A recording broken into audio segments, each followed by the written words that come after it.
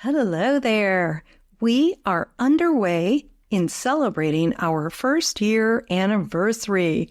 And if you don't already know about it, I'm hosting a raffle and giving away more than $2,000 worth in cash and prizes.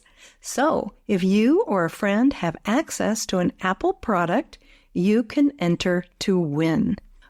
For the complete details, go to sayyesToYourSoulPodcast.com. All right, here we go with another soulful episode. It's a total composite of a whole bunch of tiny little flowers that make up that disc in the middle.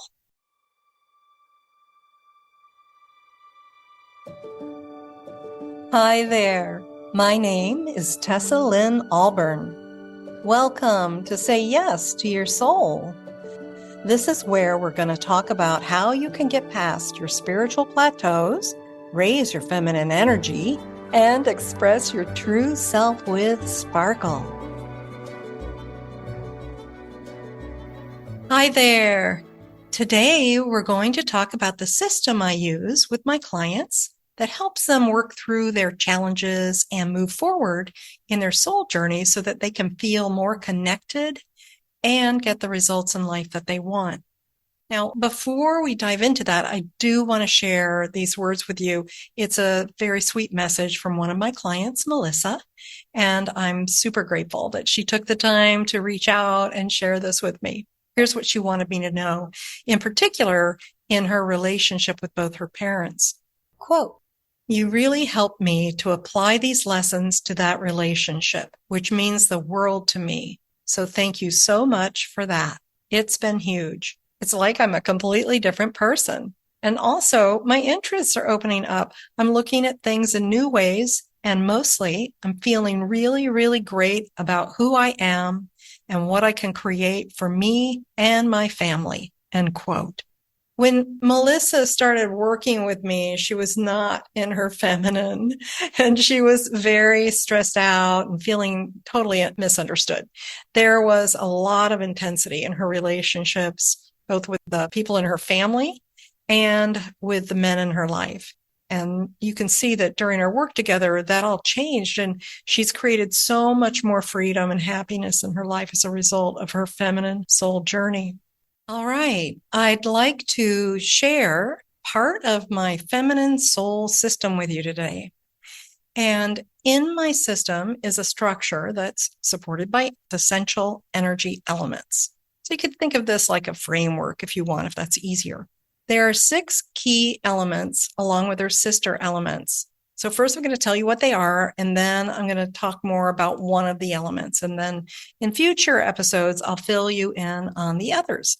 I use this structure in all my work with women, whether you're someone who is newer to spiritual practices or someone who just wants to go deeper or to reignite things and have greater connection to source and greater aliveness.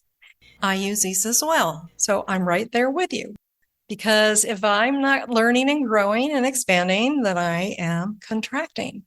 And that is true for all of us.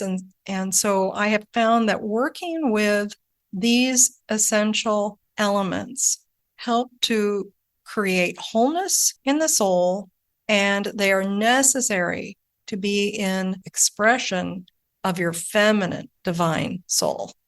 Okay, here are the 6 elements of my feminine soul system. The first one is the central element. So bring to mind a daisy, and in the very center, you have the flower head, right? It's carrying, there's this bit that's holding the whole flower head. And it's not just one flower, but it's a total composite of a whole bunch of tiny little flowers that make up that disc in the middle. And I love that imagery for the soul, because your soul has so many parts to it. So the central element is your soul and all the fullness of it. The second essential element is vision. And when I'm talking about vision, I'm talking about the awakening of your imagination and having it awake and unfettered, right? Clear. So you have clarity of what you really want to create. And then the energy can move forward along that path and come into creation. It is born, so to speak. The next element is grace. And that's a state of having been forgiven. It's also an absolute state of kindness, of love, peace. And it feels to me like it's like being held in the arms of love. Grace is about receiving, and it also includes gratitude. When you're in gratitude, you're essentially telling the universe what it is you want more of. The fourth essential element is courage.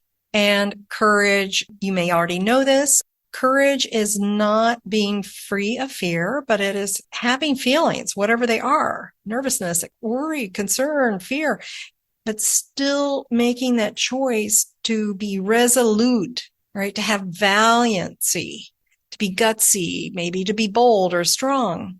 And it ultimately is connected to trust. Courage is something that helps you move along the path. Without it, you're just going to stay in ideas or stay wherever it is that you are. The fifth element is femininity. This is all about expressing as an empowered woman, bringing balance, creating calm within and around you. But there's a purpose for it. The purpose is connection and support.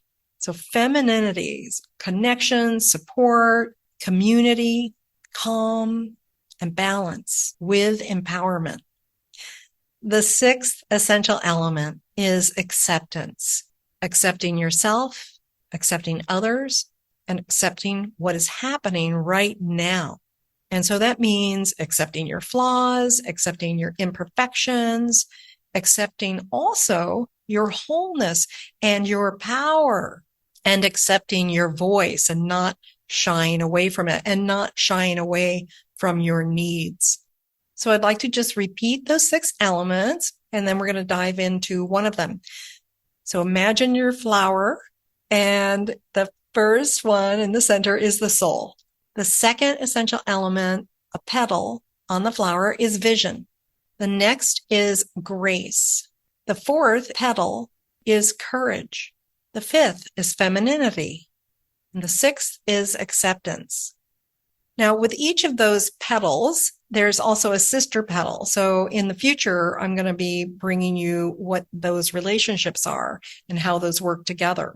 Right now, I am being called to share with you more deeply the element of grace.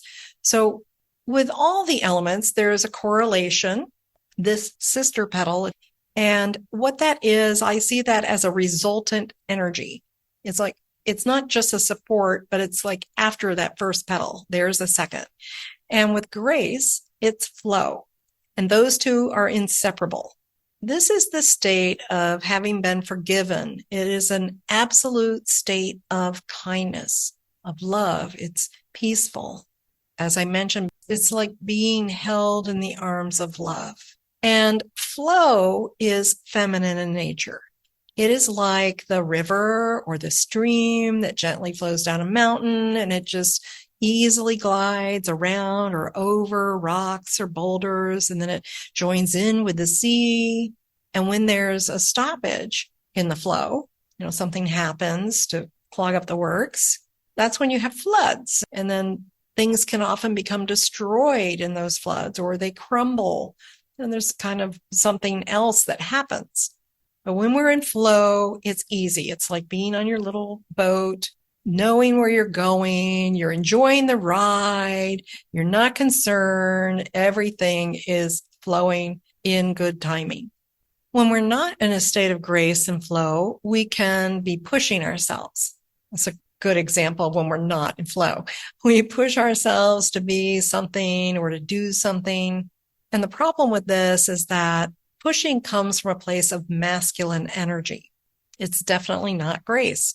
Pushing always creates stress for us.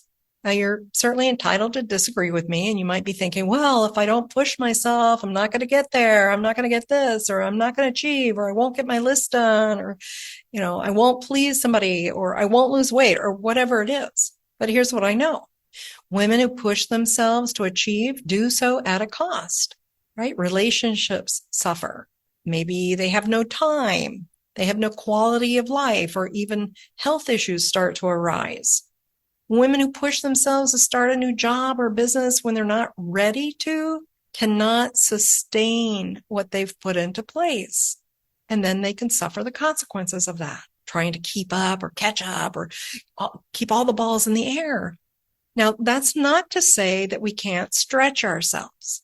But stretching our capacity is very different from pushing. And pushing goes against your innate being.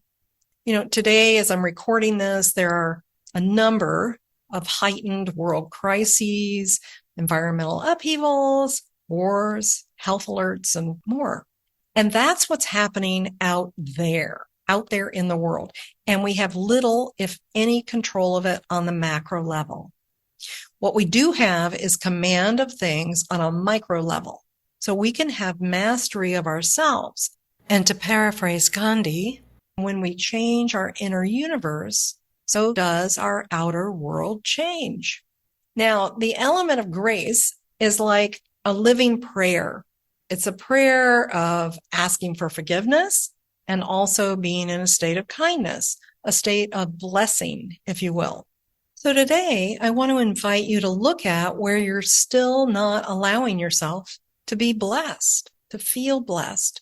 And I don't mean just like, oh, I should feel grateful stuff. I mean really allowing yourself to be blessed by the loving universe. What I find with my clients is that they're very quick to bless others, right? To wish them well, to see good in them, to celebrate their gifts. And all too often, they're not seeing or blessing the gifts in themselves. And one of the key reasons you're not being heard is that you've been holding back your blessings. You've been holding back out of fear of the repercussions. Oh, I shouldn't, celebrate myself too much or think too highly of myself, or I shouldn't say this or do that. So today I just want to invite you to start to look at where you are still not allowing yourself to be blessed. See if you can start to receive a little more energy there. So I want you to start thinking differently about yourself and your gifts. It's wildly important to celebrate the aspects of your soul and being. One of the ways we can do a mini celebration is through what I call kind regard. It's very subtle and it makes a big difference. This is about holding a space for yourself as though you were listening deeply to a good friend. And it might have a sense of compassion, but I think with kind regard, the difference is there's an energy moving back to the other and also to yourself. So you might think about having a soft smile on your face and then imagining yourself exactly as you are. Because when we're kind to ourselves, the blames and criticisms don't have as much stickiness. They tend to slide off more. Yay. And then we can listen more deeply to what it is we're needing underneath that. And this is where grace is very, very important, because grace is like a kind regard with yourself for your needs and really allowing yourself to have needs, having kind regard for your emotional self, for whatever it is feeling and experiencing, and weaving in grace in there, and then being really honest about what it is that you do need. These things all come under grace. In the first place, you might start to shift into connection with yourself is the use of grace by using kind regard with yourself first. Where could you be kinder and in grace with yourself? What is the connection between grace upon yourself and being in flow instead of being in doingness? Is there any part of your past that could use more blessings of grace? These are the types of questions I invite you to reflect upon. I just want to leave you with that so you can kind of let that be in your field for a while. So I'll say bye-bye for now with many blessings. All right. Thank you for joining us for this week's delicious episode. Before you jump off, I wanted to remind you to get entered in the raffle this month because I'm giving away more than $2,000 worth of prizes in both private sessions and actual cash. What are those prizes, you ask? Well, One of them is a private 75-minute soul light healing session with me. And that can be healing on various levels. It might be releasing trauma or tuning up your body or your emotions or clearing things like past lives and karma that's been, energetic debris holding you back. This session can be very helpful and sometimes have dramatic results in relationships, money, and in your health. And we're going to do that together on Zoom, so it doesn't matter where you live. The second prize is a 60-minute coaching session with me, and that's also going to be on Zoom. So if you want support or clarity for your goals, like help with getting started with a project or just creating an action plan, that is going to be an amazing session. You'll be surprised at how much you come away with. The third prize is a personalized meditation that I will design especially for you. And of course, it's going to be yours to keep. So it's going to be fully personalized in terms of the content, and I will be speaking just to you so that you will be able to resonate with it and receive the maximum benefits that you want to create. Okay, now for the fun stuff, the cash. I have several cash prizes in various amounts. I've got several $50 prizes, $75 prizes, and $100 prizes.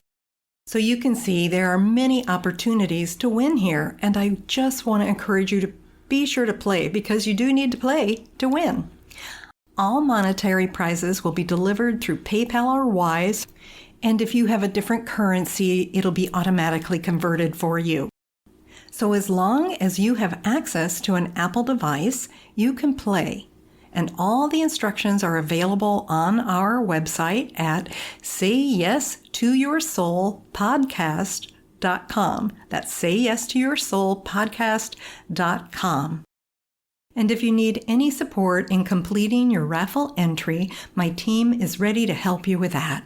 You'll find their email on our webpage as well. So that's it. All the best to you, and may you say yes to your soul.